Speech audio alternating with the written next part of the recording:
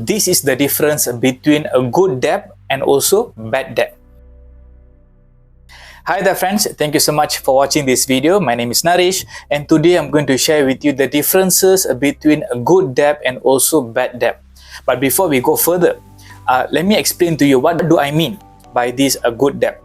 So debt can be classified into two categories, good or bad, depending on what are we doing with these debt obligations.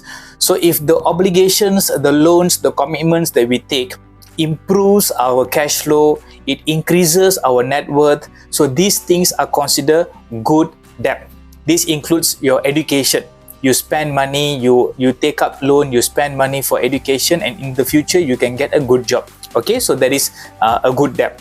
Okay, so for homes, let's say if you buy a property and then you rent out the property for the cash flow, right, the rental income, fantastic, that is considered a good debt. Or if you are expanding your businesses, many businesses today, in order to expand to the next level, what are they doing? They take up loans.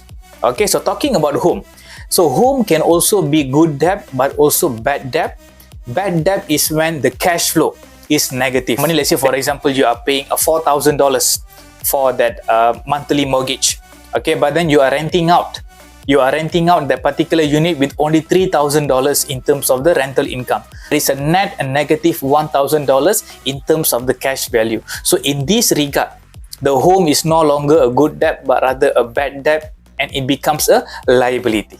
By the way, if you like this kind of content, consider following me on my social media and also save this video as favorites for your future reference. Now that we have understand regarding good debts, let's talk about the bad debt.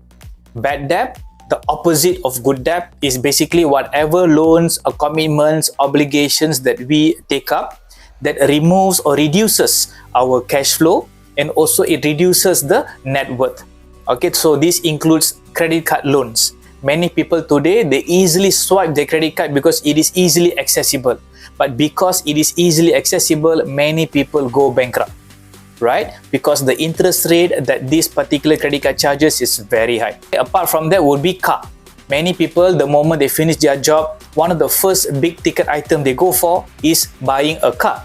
But the car that we purchase can be a liability because we are paying the monthly repayment, and the cost involved is not just that.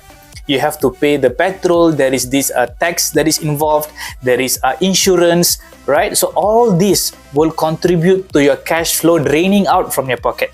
Another example will be personal loan. Many people today, easily they apply for personal loan, but then they scratch their head for many years down the road. Therefore, before we commit to any obligations, loans and things like that, please sit down and figure out whether is this a good debt and also bad debt. One way to get this thing done is by obtaining the 3K. I keep talking about this, right? 3K, knowledge, know-how, know-who. By acquiring this 3K, losing money is very difficult. By the way, my name is Naresh and I am your goal buddy.